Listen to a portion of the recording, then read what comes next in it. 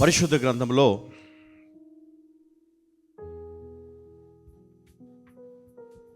అధికారం గురించి ప్రత్యేకమైనటువంటి వర్తమానాలు ఎన్నో ఉన్నాయి.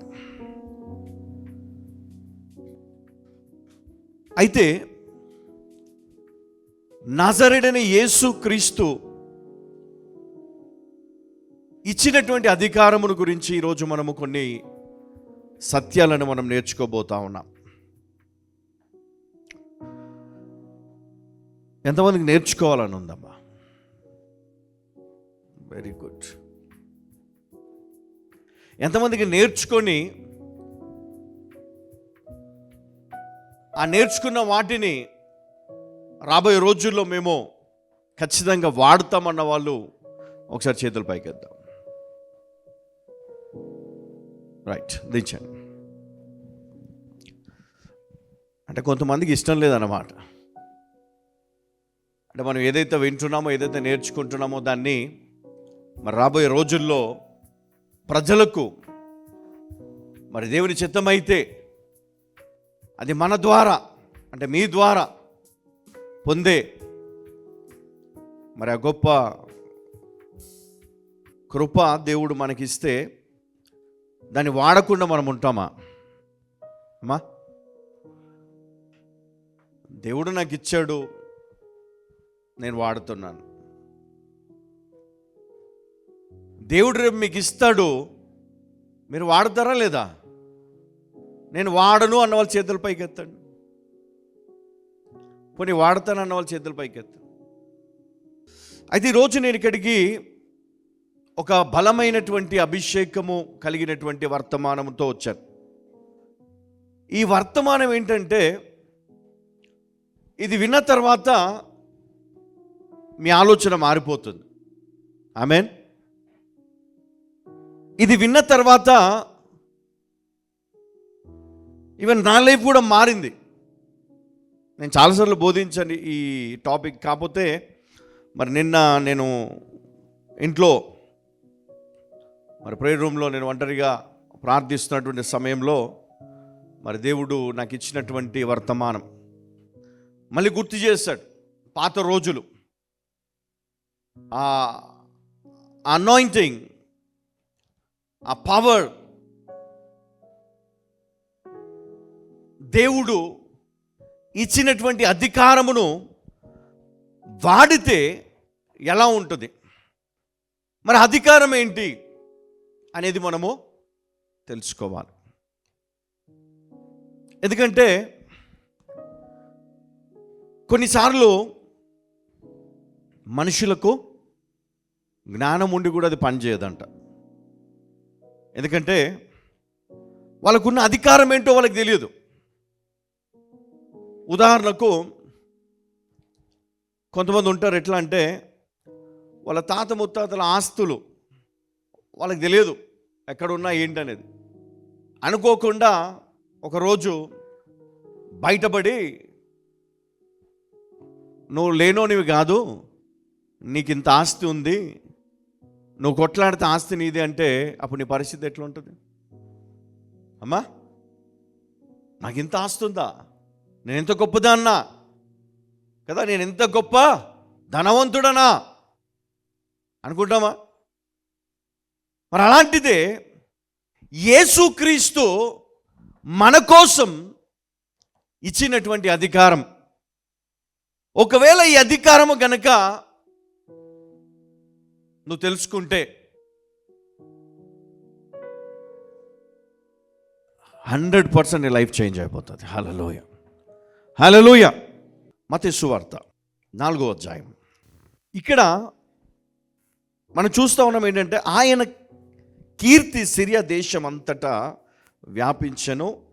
నానా విధములైన రోగముల చేత, వేదనల చేతను పీడింపబడిన వ్యాధిగ్రస్తులను, దయ్యము పట్టిన వాళ్ళను మనం ఇక్కడ చూస్తూ ఉంటే, ఇంకా చాలా రోగాలు, చాంద్ర రోగులను, పక్షవాతం గలవారిని, మరి అనేకులను ఆయన స్వస్థపరిచినట్లుగా మనం ఇక్కడ చూస్తూ ఉన్నాం. అంటే ఆయనకి ఏ అధికారం ఉంది? స్వస్థపరిచే అధికారం ఉంది. దయ్యములను వెళ్ళగొట్టే అధికారం ఉంది. మరి ఆయన దగ్గరికి అనేక రోగములతో బాధపడుతున్న వారు, కుష్ఠరోగులు వచ్చారు, గుడ్డివారు వచ్చారు కదా, మూగవారు వచ్చారు, పక్షవాతంతో బాధపడుతున్న వాళ్ళు వచ్చారు, వాళ్ళని తీసుకొని వచ్చారు. అనేక సంవత్సరముల నుండి, అంటే పుట్టుకతోటి కళ్ళు లేని వాళ్ళని తీసుకొని వచ్చారు. దయ్యములను మరి దయ్యములు పట్టి పీడిస్తున్న వారిని తీసుకొని వచ్చారు. మరి అందరిని కూడా ఆయన స్వస్థపరిచాడు అని వేల జనం ఆయన వెంబడించారు. ఆయన ఎక్కడికి పోతే అక్కడ, ఏ గ్రామంలోనికి వెళ్ళినా, ఏ ప్రాంతంలోనికి వెళ్ళినా అనేక మంది ఆయనను వెంబడించారు. మనం చాలాసార్లు చదువుకున్నాం. మరొక స్థలములో ఆయన ఆ కొండపైన కూర్చొని ప్రసంగిస్తున్నప్పుడు మరి ఎన్ని వేల మంది అండి, ఎంతమందికి భోజనం పెట్టాడంట? 5,000. అంటే స్త్రీలు, చిన్నపిల్లలు కాకుండా పురుషులు చాలామంది ఉంటారు. స్త్రీలు ఉన్నారు, పురుషులు, చిన్నపిల్లలు చాలామంది ఉన్నారు అక్కడ. అంటే ఇక్కడ కౌంట్ మనం లెక్క పెడితే ఇంకా చాలా ఎక్కువ ఉండవచ్చు. కానీ వాళ్ళందరికీ కూడా భోజనం పెట్టగలిగే కెపాసిటీ అక్కడ లేదు ఎవరికి. ఒక చిన్న బాబు దగ్గర 5 రొట్టెలు 2 చేపలు ఉన్నాయి. వాటిని ఆశీర్వదించినప్పుడు అది వారు తినగా మిగిలిపోయినటువంటి రొట్టె ముక్కలు 12 గంపలు కదా. అంటే మనం ఆలోచన చేద్దాం ఇక్కడ. అంటే యేసుక్రీస్తుకి ఎలాంటి అధికారం ఉంది? దేవుడు దేన్నైనా మల్టిప్లై చేయగలడు. అంటే దేవుడు నీ యొక్క ఆహారం ఆశీర్వదించగలడు, దేవుడు నిన్ను బాగు చేయగలడు, స్వస్థపరచగలడు, చచ్చిన లాజరును లేపినట్టు బ్రతికించగలడు. ఆయన నిత్య జీవమునకు నీకు దారి చూపగలడు. ఆయనే మార్గం, ఆయనే సత్యం కదా, ఆయనే జీవం. మరి ఇంత గొప్ప అభిషేకము కలిగినటువంటి క్రీస్తు, మరి ఆయన ఈ అధికారమును కలిగి ఉన్నాడు. దయ్యాలను చూస్తే వణికిపోయి కేకలు వేసేవి. ఆయన చూడగానే అంటే ఆయన లోపల ఏముంది మనుషులకు తెలియదండి. ఇప్పుడు ఇంతమంది ఉన్నారు, ఎవరి లోపల మంచి ఉంది, ఎవరి లోపల చెడు ఉంది, ఎవరి లోపల కుళ్ళు కుట్ర, ఎవరి లోపల దురాత్మ, ఎవరి లోపల ఏముందో మనుషులకు అర్థం కాదు కదా. ఇప్పుడు నేను చూస్తున్నాను మిమ్మల్ని అందరినీ, అందరూ ఒకేలా కనపడతారు. ఇంటి పేరు వేరు, వయసు వేరు కదా, ఫేస్ ఎవరిది కూడా కలవదు. మనం గుర్తుపెట్టుకుంటాం పలాని వాళ్ళని. మన ఐడెంటిటీ మన వ్రేలు ముద్ర, తర్వాత ఐరిస్. అంటే మన జీవితంలో మనం చూస్తే మన గుర్తింపు కావాలి అంటే ఇన్ని కోట్ల మందిలో ఆధార్ కార్డు ఒకటి మనం చూస్తే చాలు, నువ్వు ఎవరు, నీ గురించి అంతా కూడా తెలిసిపోతుంది. యేసుక్రీస్తు ప్రపంచం అంతా కూడా తెలుసు. ఆయన ఎందుకు వచ్చాడు, ఏం చేశాడు, ఆయన అధికారం ఏంటి, ఆయన ఏం చేయాలనుకున్నాడు. పోనీ ఆయన ఆస్తులు సంపాదించాడా, 1000 కోట్లు, రాజ్యాలు దోచుకున్నాడా, పోనీ యుద్ధం ప్రకటించాడా ఎవరిపైనైనా, పోనీ ఎవరైనా చంపినట్టుగా ఉందా, శిక్షించినట్టుందా, ఎవరినైనా కొట్టినట్టు తిట్టినట్టు, తప్పు చేస్తే గద్దించడం తండ్రి లేదా తల్లికి అది అధికారం ఉంది. అలాగే సమాజ మందిరంలో వ్యాపారము జరుగుతున్నప్పుడు అక్కడ ఆయన గద్దించినట్లు, వాళ్ళని కొంచెం వెళ్ళగొట్టినట్లు మనం చూస్తాం. అంతకు మించి ఇంకెక్కడైనా మనం చూస్తామా? అంటే తన్ను తాను తగ్గించుకొని, తను తాను సిద్ధపరుచుకొని ఈ లోకములో ఉన్న ప్రజలందరి కొరకు ఆయన ఒక మాదిరిగా ఉండాలనుకున్నాడు. అంటే తండ్రి ఏ ప్రేమనైతే కలిగి ఉన్నాడో ఈ భూమిపైన ఈ ప్రజలకు ఆ ప్రేమను అందించడానికి వచ్చినటువంటి ఒక రక్షకుడు ఆయన. ఆయన వచ్చిన ప్రేమను చూపించాడు, ఆయన అధికారాన్ని వాడాడు. అధికారం, ఈ అధికారం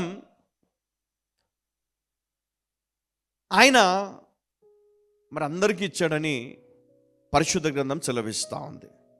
చూడండి, మత్తయి సువార్త 8:16 ఒకసారి చదువుకుందామా. సాయంకాలం అయినప్పుడు జనులు దయ్యములు పట్టిన అనేకులను ఆయన యొద్దకు తీసుకుని వచ్చిరి. ఆయన మాట వలన దయ్యములను వెళ్ళగొట్టి రోగుల నెలను స్వస్థపరిచెను. అందువలన ఆయనే మన బలహీనతలను వహించి మన రోగములను భరించెనని ప్రవక్త అయిన యెషయా ద్వారా చెప్పబడినది నెరవేరెను. చూడండి, యెషయా గ్రంథము 53:4 మనం చూసినట్లయితే ఈ ప్రవచనం ఉంటుంది. ఏమని? నిశ్చయముగా అతడు మన రోగములను భరించెను అని ప్రవక్త ద్వారా చెప్పబడినటువంటి మాట ఇక్కడ నెరవేరింది. అంటే ప్రవక్త ఏ మాటలైతే పలికాడో ఆ మాటలు క్రీస్తు ద్వారా నెరవేరబడ్డాయి. అందుకని ఇక్కడ మత్తయి సువార్త 10వ అధ్యాయంలో 1వ వచనాన్ని ఒకసారి మనం చదువుకుందాం. 10:1. ఆయన తన 12 మంది శిష్యులను పిలిచి అపవిత్రాత్మలను వెలగొట్టుటకును, అపవిత్రాత్మలను వెలగొట్టుటకును, ప్రతి విధమైన రోగమును ప్రతి విధమైన వ్యాధిని స్వస్థపరచుటకును వారికి అధికారం ఇచ్చెను. ఏం చేశాడంట? అన్క్లీన్ స్పిరిట్స్, అపవిత్రమైన ఆత్మలను వెళ్ళగొట్టడానికి ఎవరికి ఇచ్చాడు అధికారము? ఎవరికి ఇచ్చాడమ్మా?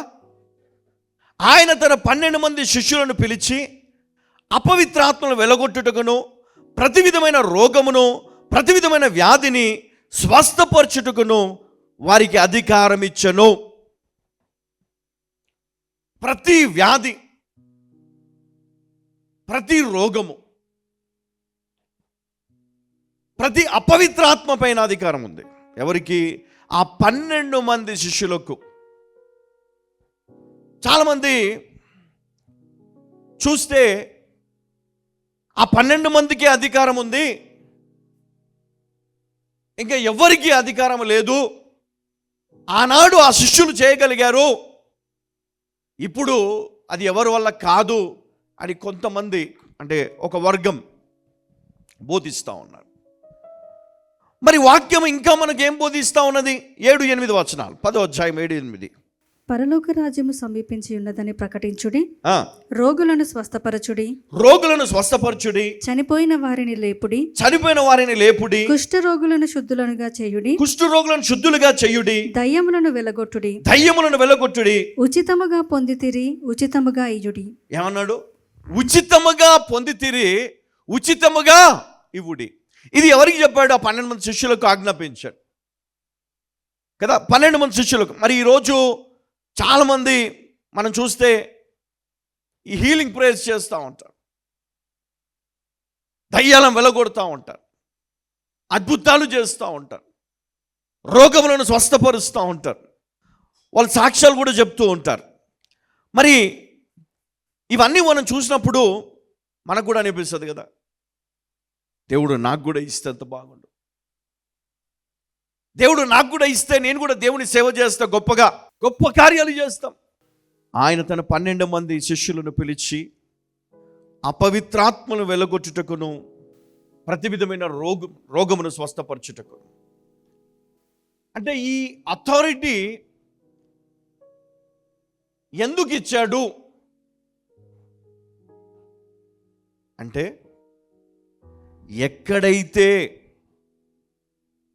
దేవుని రాజ్యము మరి దేవుడు సిద్ధపరుస్తూ ఉన్నాడో అక్కడ ప్రశాంతమైన వాతావరణము లేకుండా అపవిత్రాత్మలు, వ్యాధులు, రోగముల చేత వారు పీడింపబడుతున్నప్పుడు మరి అక్కడ నెమ్మది ఉండదు కదా, సమాధానం ఉండదు. అక్కడ ఏముంటుంది? ఏడుపు, బాధ, భయము. అప్పుడు వారిలో మరి ఎలాంటి దేవుని విశ్వాసం ఉంటుందా? వారిలో విశ్వాసం ఉంటుందా? ఆ సమయంలో వెళ్ళి నువ్వు ఏది చెప్పినా వాళ్ళు వింటారా? మరి యేసుక్రీస్తు కూడా వెళ్ళిన ప్రాంతములో అలాంటి పరిస్థితులు కనబడ్డాయి. అందుకే ఆయన చూడగానే అపవిత్రాత్మలు కేకలు పెట్టడం మొదలుపెట్టాయి. మనం చాలాసార్లు గమనిస్తూ ఉంటాం, మన కుటుంబాల్లో కూడా నెమ్మది లేని పరిస్థితులు. చాలా సంతోషంగా ఉందాం అనుకుంటాం, చాలా సంతోషకరమైనటువంటి వాతావరణంలో మనము ఆశీర్వదించబడాలనుకుంటాం, కానీ సమస్యలు మనల్ని వెక్కిరిస్తూ ఉంటాయి, బాధలు మనకు కృంగతీస్తూ ఉంటాయి, లేమి మనలను దిగజారుస్తుంది. దేనికైనా, దొంగతనం చేయడానికి కావచ్చు, హత్య చేయడానికి కావచ్చు, ఇంకా దేనికైనా. మరి వీటి ద్వారా మనం దేవుని ఆరాధించగలమా? వాక్యం సెలవిస్తూ ఉంది, ఇదిగో నువ్వు శ్రమలో, బాధలో, ఇబ్బందులో ఉన్నప్పుడు దేవుని ఆరాధించు. మరి అలాంటి సమయంలో ఎవరైనా ఆరాధించగలరా? మనం ఎవరు కూడా ఆరాధించలేం. ఎందుకంటే మనలో ఉన్నటువంటి వేదన, బాధ, ఓటమి, దుఃఖము, మరి ఇవన్నీ కూడా మనల్ని వెక్కిరిస్తూ ఉంటాయి. ఇవన్నీ కూడా మన ముందు ఉండి మనం వెక్కిరిస్తున్నప్పుడు మనం ప్రార్థించగలమా? ప్రార్థించలేము. దేవుని ఆరాధించగలమా? ఆరాధించలేము. మరి అలాంటప్పుడు ఏం కావాలా? విడుదల కావాలా. ఏం కావాలా చెప్పాలందరూ? ఏం కావాలమ్మా? ఏం కావాలి?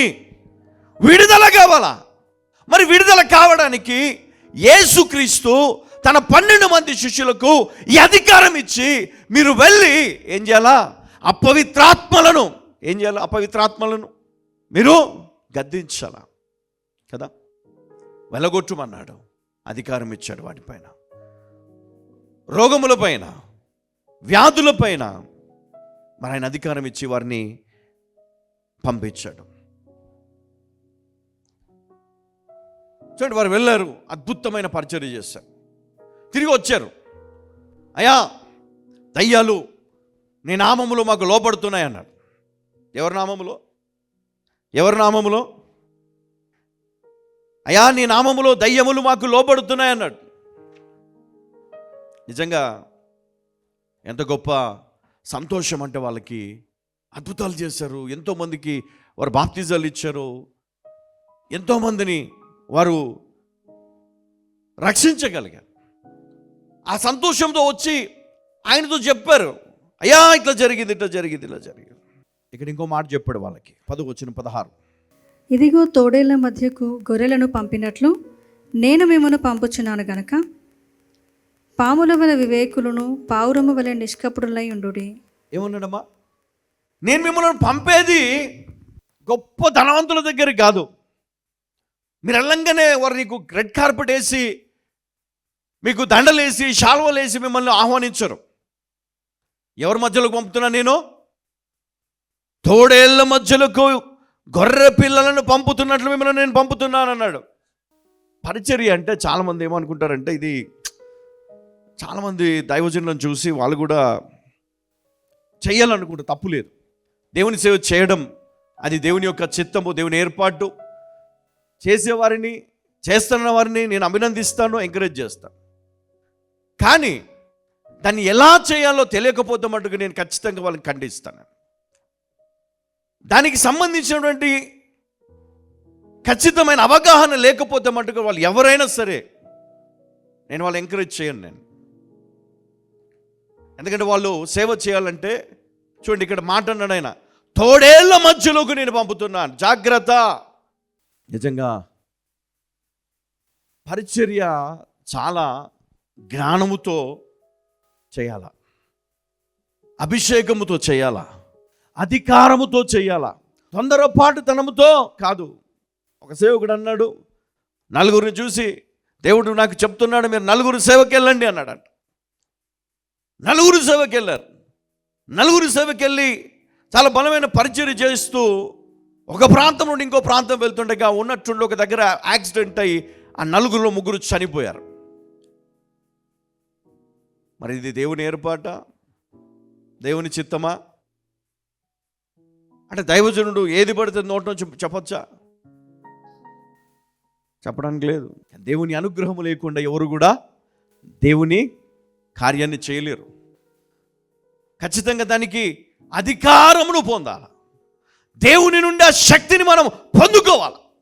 మరి అది ఎలా వస్తుంది మనకు? చూడండి, తర్వాత అందరూ ఎలా చేశారు మనం చూస్తే పరిశుద్ధ గ్రంథములో 17-19 వచనాలు కూడా మనం చదువుకుందాం. ఇక్కడ ఇందాక 16 చదువుకున్నాం. మనుషులను గూర్చి జాగ్రత్త పడుడి. నేను ఎందుకన్నాను, మరి మాకు జరిగినటువంటి సంఘటన మరి ఇంత భయంకరంగా ఉందంటే, మేము ఎవరి మధ్యలోనికి వెళ్ళాము? తోడేళ్ల మధ్యలోనికి, దురాత్మల మధ్యలోనికి వెళ్ళాము.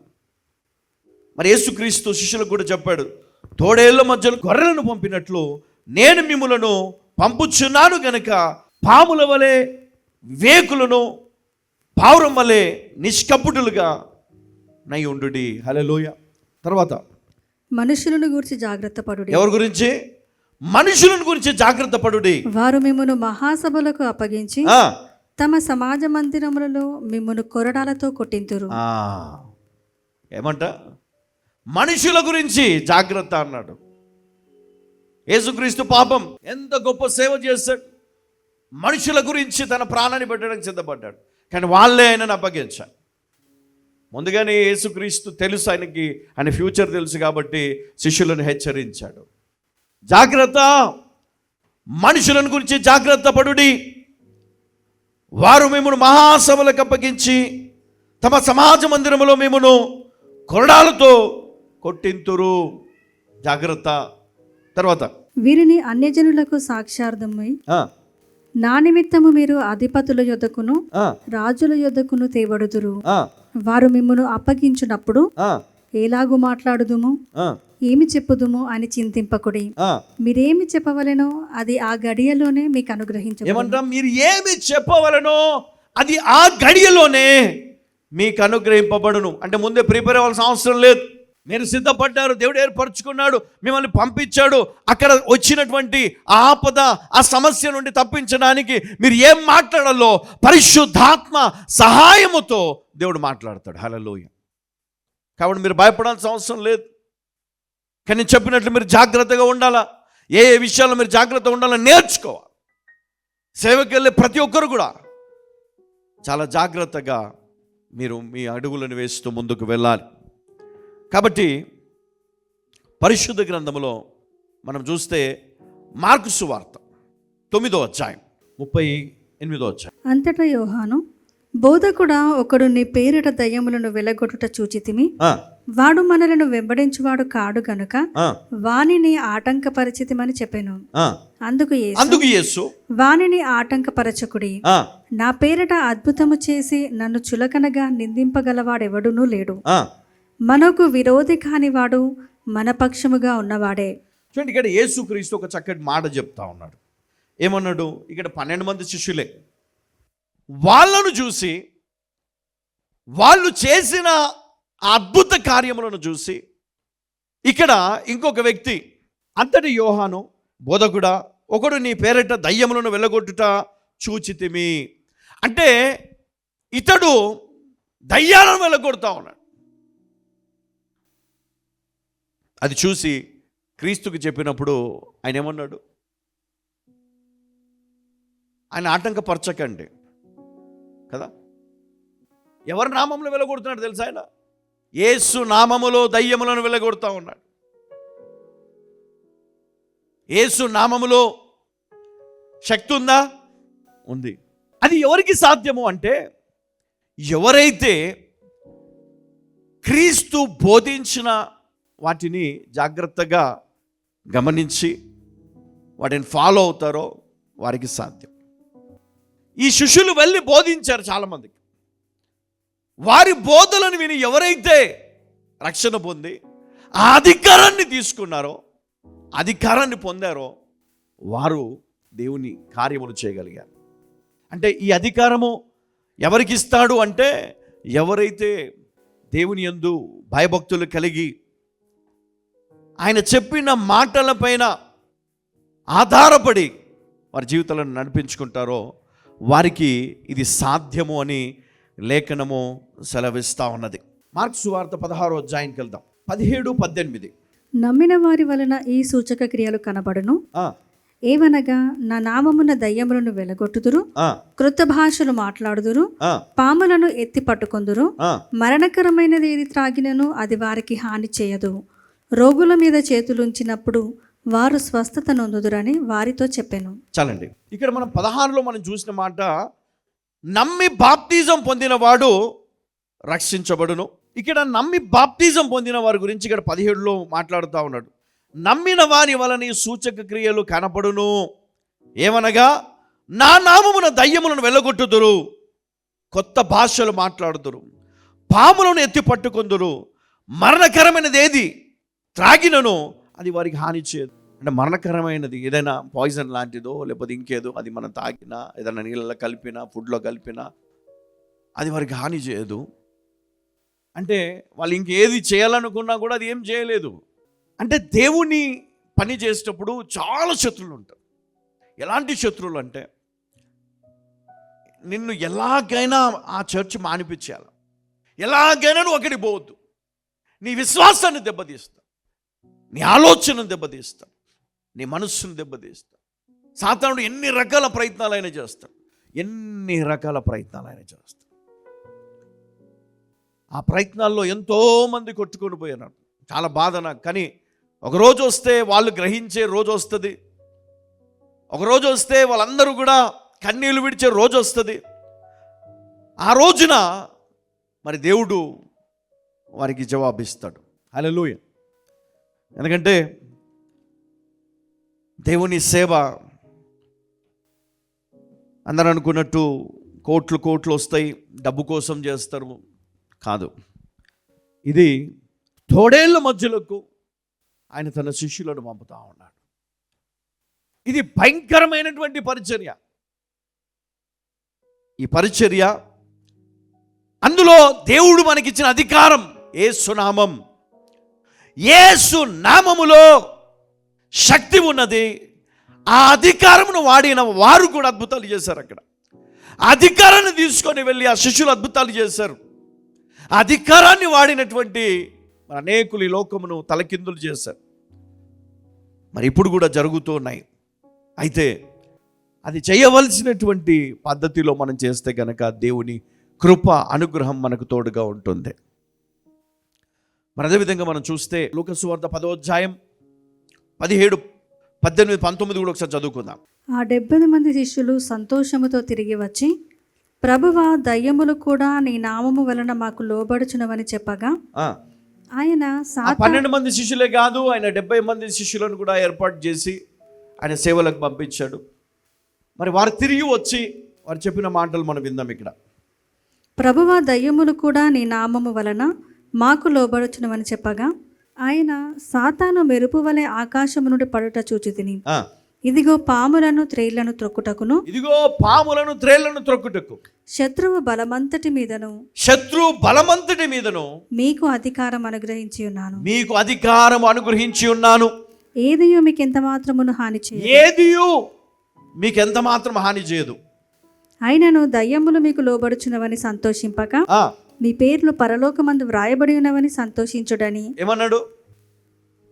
మీరు ఎందుకు సంతోషించకండి, మీ పేర్లు పరలోకంలో రాయబడినని మీరు సంతోషించండి. హల్లెలూయా, హల్లెలూయా. దేనిపైన అధికారం ఇచ్చాడు? పాములను త్రేళ్లను త్రొక్కుటకు.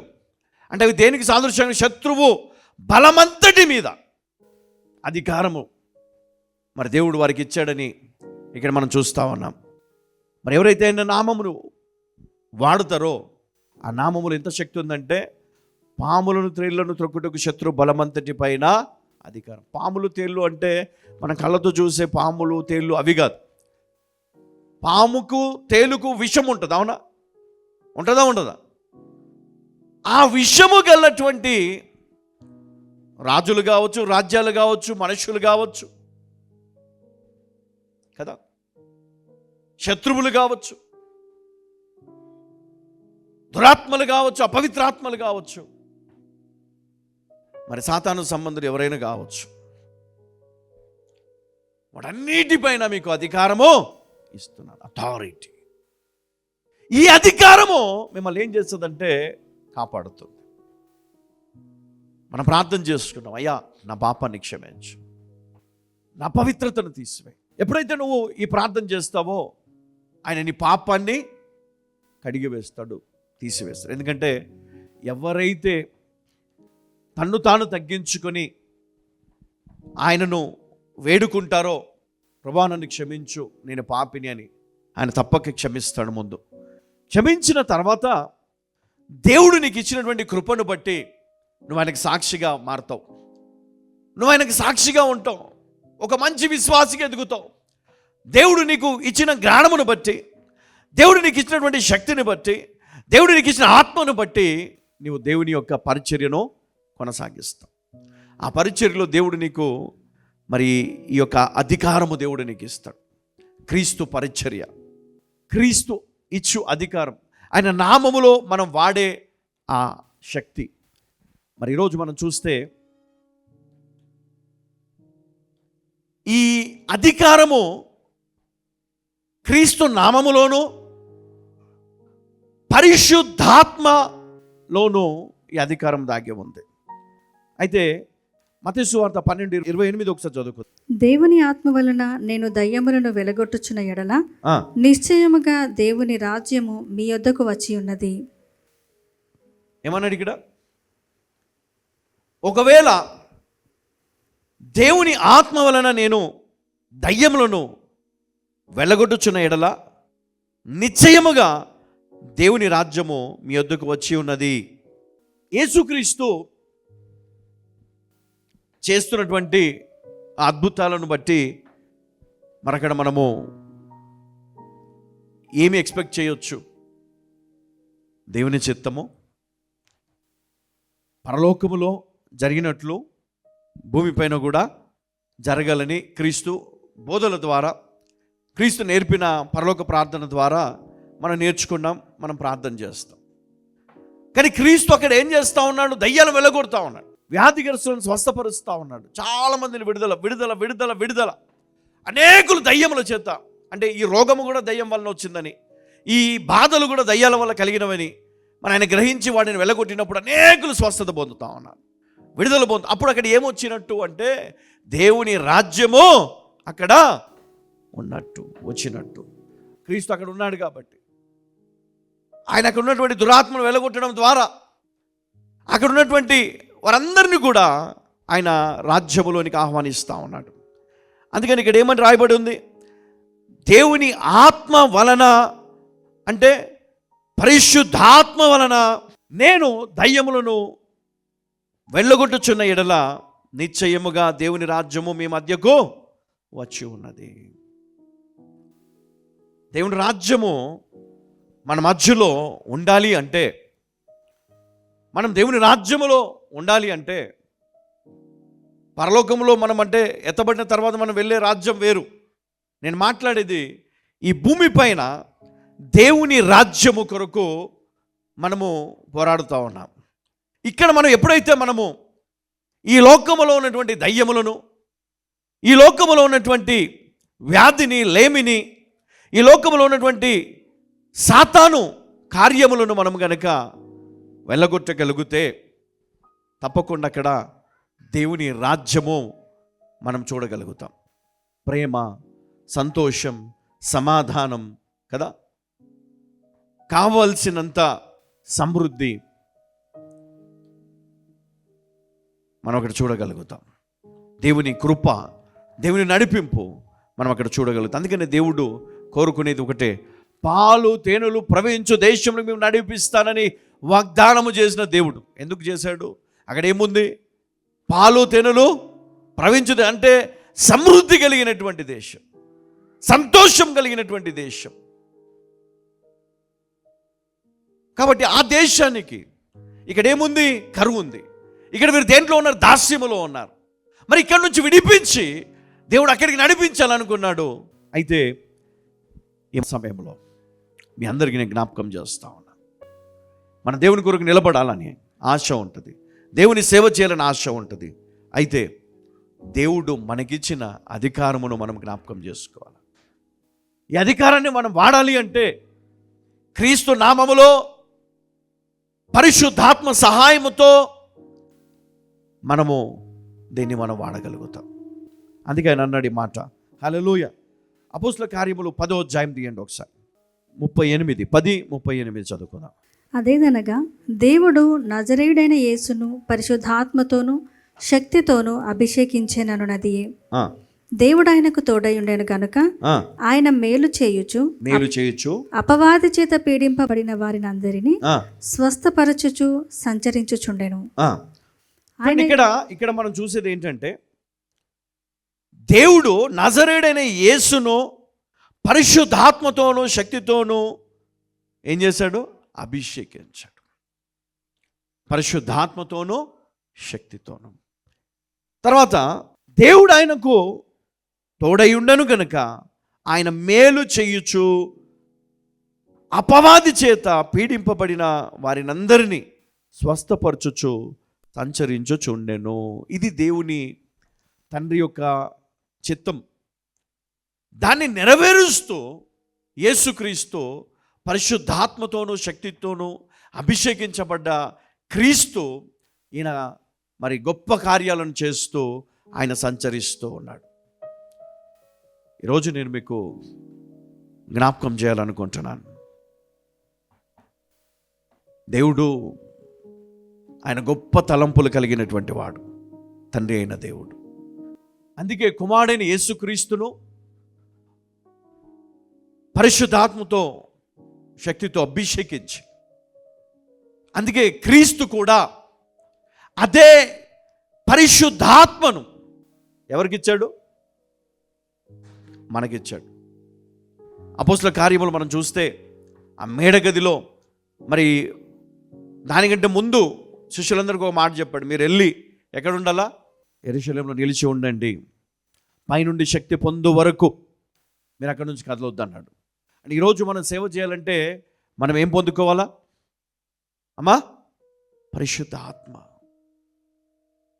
శక్తి. అప్పుడు పరిశుద్ధాత్ముడు నిన్ను నడిపిస్తాడు, పరిశుద్ధాత్ముడు నిన్ను నడిపిస్తాడు.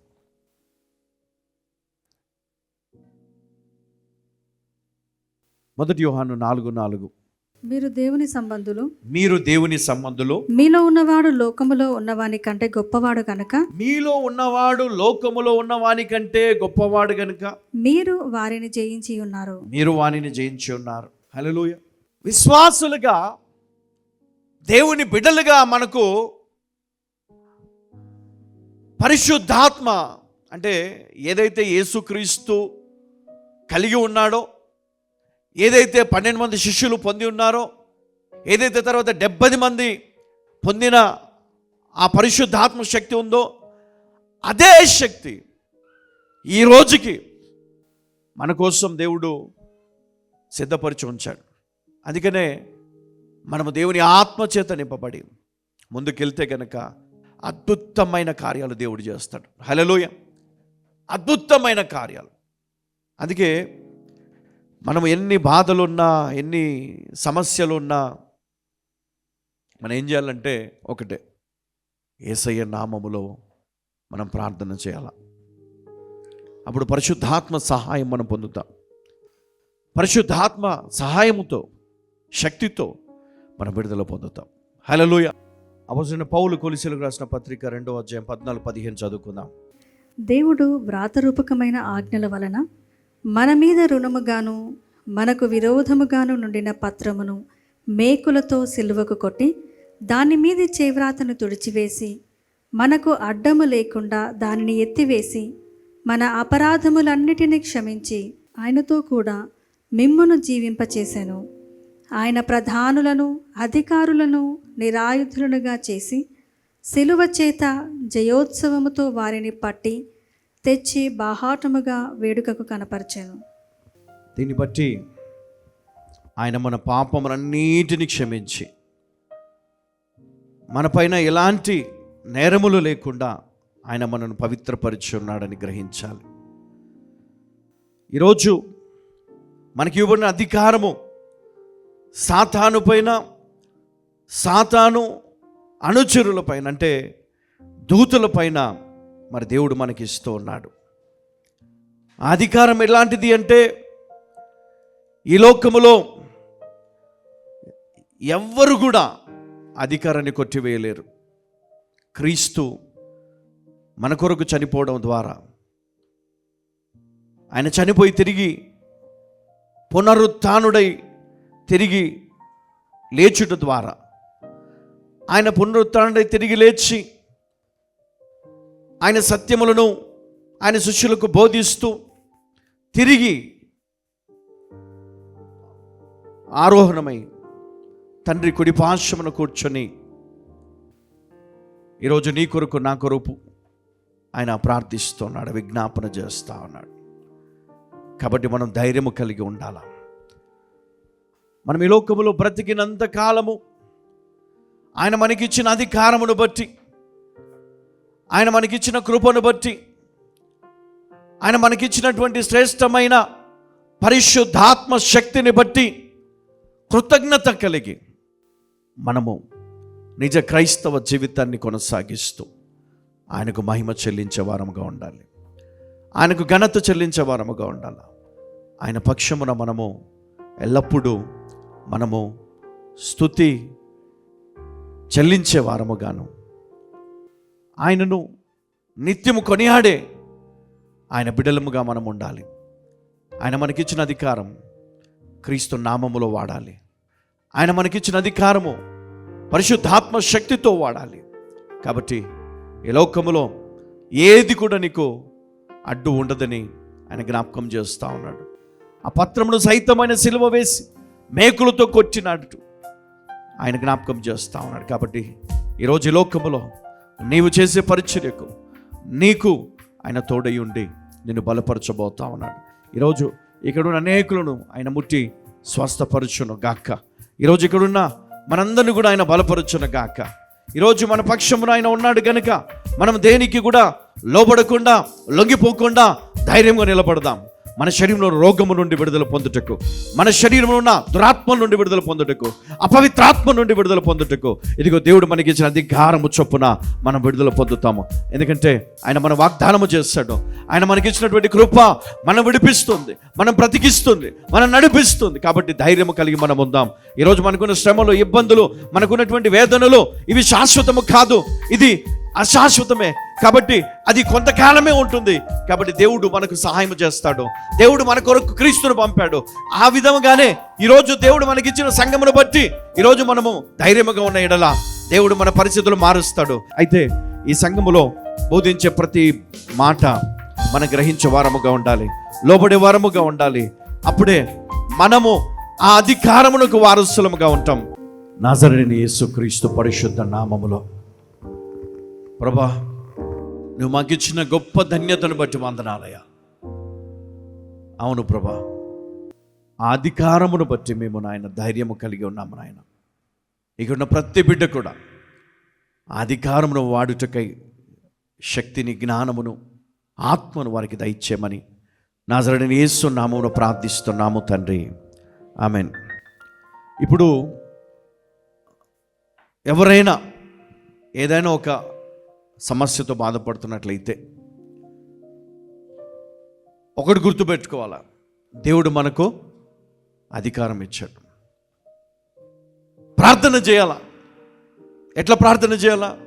నీ సమస్యను చూస్తూ, నీ సమస్యను గద్దిస్తూ ప్రార్థన చేయాలి. అది వెళ్ళిపోమని ఆజ్ఞాపించాల కదా, అది వెళ్ళిపోమని ఆజ్ఞాపించాలి. మనం ఏం చేస్తామంటే మనం భయపడతాం. కానీ ఈరోజు మరి ఆ అధికారాన్ని ఆయన గుర్తు చేస్తూ ఉన్నాడు. కాబట్టి మనము ఆయన సంఘముగా ఉన్నాం, ఆయన బిడ్డలము. ఆయన మనను ఆత్మతో నింపాడు. కాబట్టి ధైర్యం కలిగి మనమందరము కూడా ఒక్క నిమిషం మనం ప్రార్థన చేద్దాం. ఏం ప్రార్థన అంటే, నీకు ఎలాంటి వ్యాధి ఉన్నా ఆ సమస్య ఉన్న దగ్గర నీ కుడి హస్తం పెట్టి చెప్పండి, యేసు నామములో ఈ సమస్య నుండి విడుదల కలుగును గాక.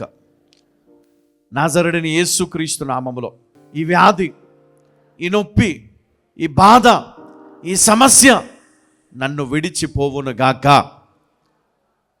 ఎందుకంటే నజరేయుడైన యేసుక్రీస్తు నామములో నేను ప్రార్థిస్తున్నాను. పరిశుద్ధాత్మ శక్తితో నేను ప్రార్థిస్తున్నాను. ఆయన మాకు ఇచ్చిన అధికారమును బట్టి, ఆ అధికారము చొప్పున నేను ప్రార్థిస్తున్నాను. యేసు నామములో సంపూర్ణమైన స్వస్థత, సంపూర్ణమైన విడుదల, సంపూర్ణమైన విజయము నాకు కలుగును గాక. ఆమేన్, ఆమేన్, ఆమేన్. ప్రతిరోజు మనం ఏం చేయాలా? ఈ అధికారాన్ని మనం వాడుతూ నీ కుటుంబం కోసం ప్రార్థించాల. నీ కుటుంబంలో ఉన్న సమస్య గురించి ప్రార్థించు. నీ ఆత్మీయ జీవితం కొరకు ప్రార్థించు. ప్రార్థనా శక్తి కొరకు ప్రార్థించు. దేవా, నేను ప్రార్థన చేయలేకపోతున్నా. ప్రభా, నేను ప్రార్థన చేయాలి. ప్రార్థన చేయాలి అంటే నేను పాపాన్ని విడిచిపెట్టాలి. నేను ప్రార్థన చేయాలి అంటే శోధనను నేను విడిచిపెట్టాలి. నేను ప్రార్థన చేయాలంటే మొబైల్ ఫోన్ని నన్ను నుంచి దూరం చేయి. ప్రభా, నేను ప్రార్థన చేయాలంటే ఎన్నో ఆటంకాలు.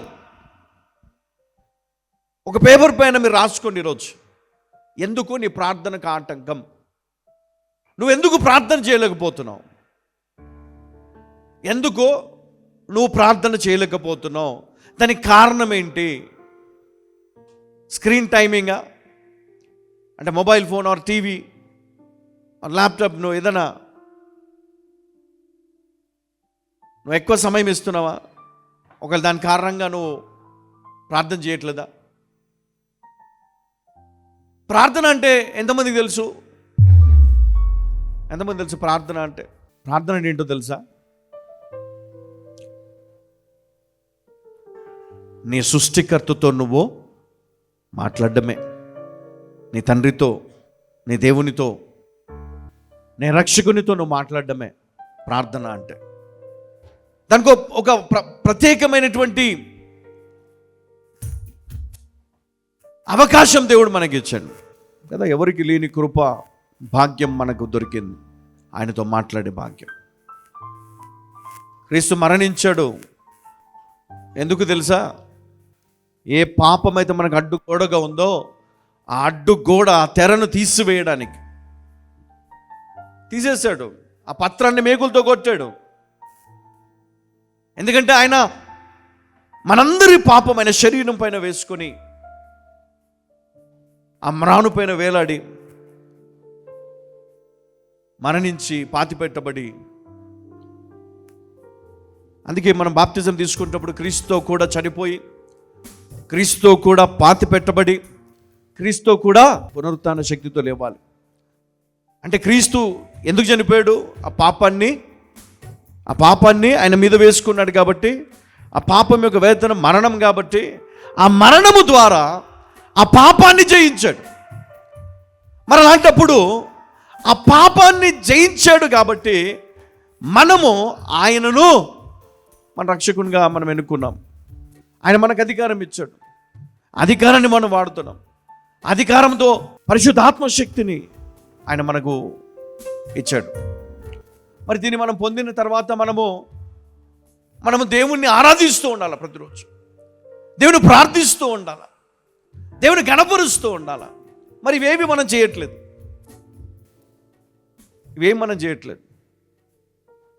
ఇవి చేయాలంటే నువ్వు పేపర్ పెన్ రాయాలి. నీకు ప్రార్థనకు గల ఆటంకాలు ఏంటి? కొంతమందికి భర్తే ఆటంకం, కొంతమందికి భార్యే ఆటంకం, కొంతమందికి పిల్లల ఆటంకం, కొంతమందికి బయట వాళ్ళ ఆటంకం, కొంతమందికి ఫోన్ ఆటంకం, కొంతమంది సీరియల్స్ ఆటంకం. ఒక ఆమె ఇట్లనే అంది, ఏంటంటే ప్రతిరోజు ప్రార్థన చేసుకోవాలమ్మా, మరి మీకున్న సమస్య నుంచి బయటపడాలి అంటే, వెంటనే పక్క నుంచి వాళ్ళ కూతురు వచ్చి, అంకుల్ మా మమ్మీ సీరియళ్ళు చూస్తుంది. ఎన్ని చూస్తారు? 7 సీరియళ్ళు చూస్తుందంట.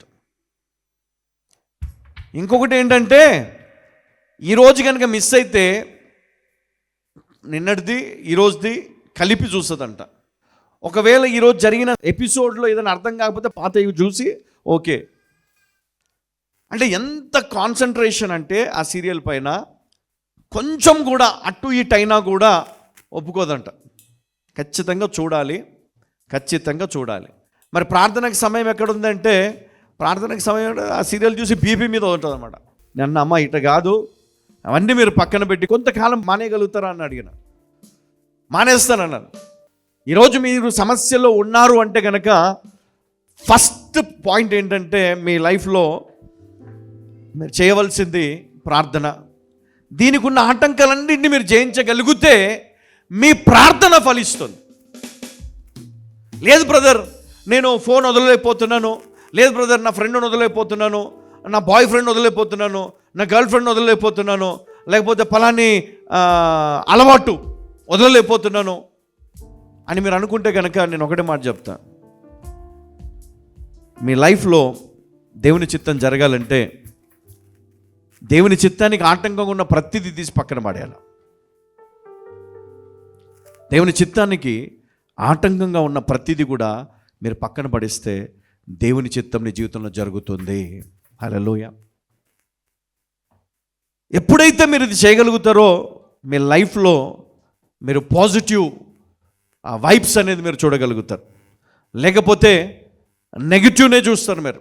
అంటే ఏదో ఒక చిన్న చిన్న గొడవలు, యాక్సిడెంట్స్, బలహీనతలు, వ్యాధులు, లేమి, గొడవలు, ఇవేవి ఉండదు నీ లైఫ్లో. అంటే ఒకటి, దేవునికి నువ్వు సమయం ఇవ్వాలా.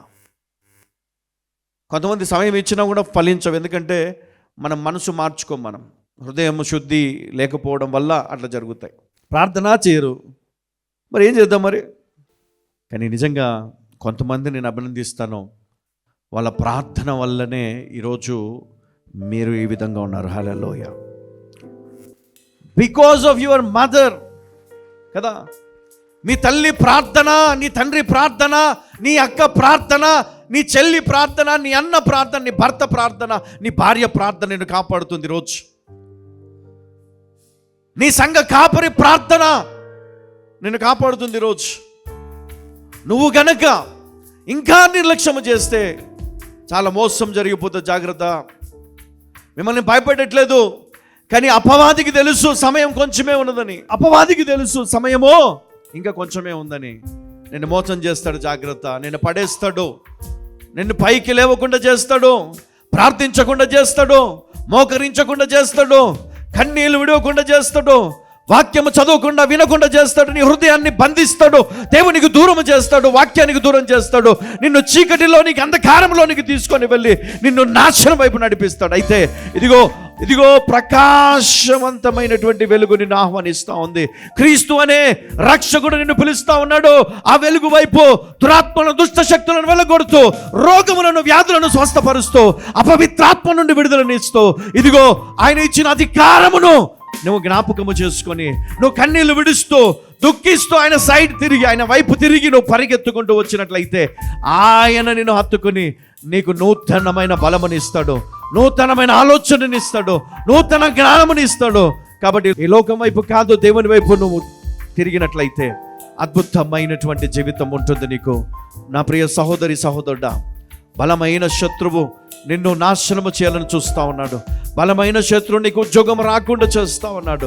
నీ వ్యాపారం ఫలించకుండా, నీ ఉద్యోగంలో ఎదగకుండా, నీ కుటుంబము వర్ధిల్లకుండా చేస్తూ ఉన్నాడు. కాబట్టి ఈరోజు మనం ధైర్యము తెచ్చుకొని విశ్వాసముతో ప్రార్థన చేస్తూ మనం ముందుకు సాగి వెళ్దాం. మన ప్రార్థనకు, మన ఆత్మీయ జీవితానికి ఆటంకంగా ఉన్న ప్రతి ఆటంకాన్ని జయించి పరిశుద్ధాత్మతో నిండిన హృదయముతో దేవుని మనం ప్రార్థిస్తాం. కాబట్టి మీ అందరితో నేను చెప్పే మాట ఇదే, సాతాను నిన్ను మోసం చేయడానికి వాడు నీ పక్కనే కూర్చున్నాడు. జాగ్రత్త. నువ్వు మోసపోవద్దు. మోసపోకు. ధైర్యం తెచ్చుకో, దేవుడు నీకు సహాయం చేస్తాడు. ధైర్యం తెచ్చుకో, దేవుడిని చేయి పట్టుకొని నడిపిస్తాడు. ధైర్యం తెచ్చుకో, దేవుడు నీకు ఉపదేశం ఇస్తాడు. విశ్వాసంతో ముందుకెళ్ళు. దేవుడు నిన్ను బలపరచును గాక. ఆమేన్.